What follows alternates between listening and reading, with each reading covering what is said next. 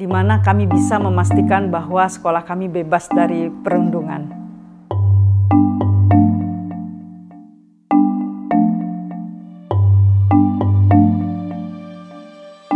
Saya mengidentifikasi masalah dan akar masalah dari rapor pendidikan dengan membaca skor capaian per indikator. Nah, dari hasil yang kami baca, bahwa sekolah kami masih rendah di capaian indikator numerasi dan literasi. Nah, hasil identifikasi ini saya bawa ke rapat manajemen. Pertama, kami ngobrol dulu dengan wakil kurikulum bersama staf, lalu kami bawa rapat di manajemen apa yang harus dilakukan untuk meningkatkan indikator atau capaian di masa yang akan datang. Berdasarkan nilai capaian yang tertera pada poin literasi pada sekolah kami, sehingga kami bisa membandingkan dan itu sebagai patokan bahwa kami perlu perbaikan atau pembenahan pada bagian kemampuan literasi.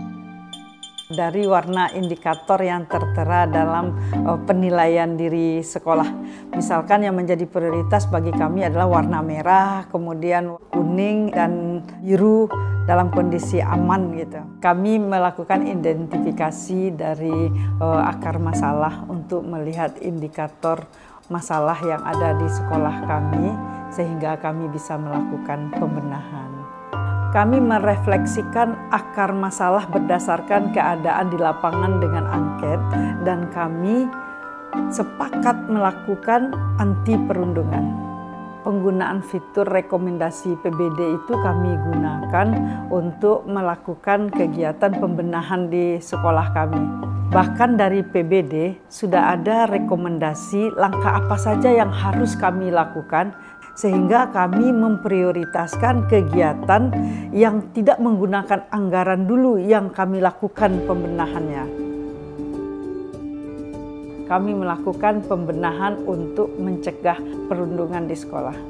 Kemudian dilanjutkan dengan pembelajaran 2 minggu dalam pembentukan profil pelajar Pancasila, di mana anak-anak bisa mengemukakan perasaan anti perundungan itu dalam bentuk puisi, dalam bentuk gambar, dalam lagu, tarian gitu.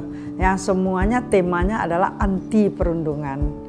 Dan puncaknya adalah deklarasi anti perundungan yang dilakukan oleh anak-anak berupa tanda tangan di selembaran anti perundungan di sekolah. Modul ajar yang kami buat sendiri merefleksikan, membuat catatan-catatan terkait dengan perkembangan literasi kepada anak-anak didik kami. Setelah kami memilih dan memilah menggunakan metode EGRA untuk meningkatkan kemampuan literasi anak. Kami juga bekerja sama dengan pihak lain, misalnya perpustakaan untuk memberikan motivasi membaca. Jadi ada perpustakaan keliling yang kami hadirkan ke sekolah dengan membawa beberapa buku yang update begitu, kemudian itu juga menambah daya minat baca anak-anak.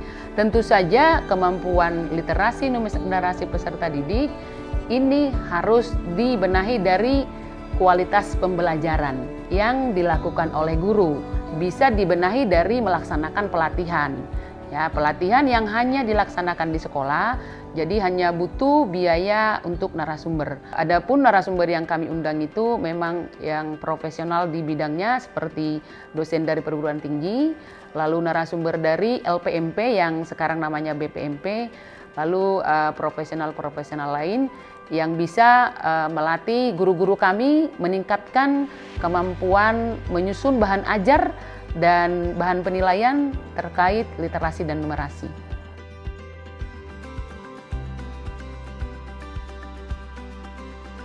Kami melakukan kegiatan-kegiatan bukan berdasarkan asumsi saja.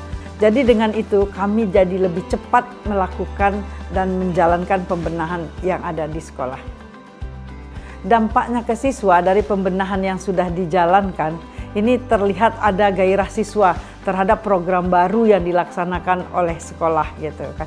Oleh karenanya, mari kita manfaatkan rapor pendidikan untuk identifikasi, refleksi, benahi demi meningkatkan kualitas satuan pendidikan Indonesia.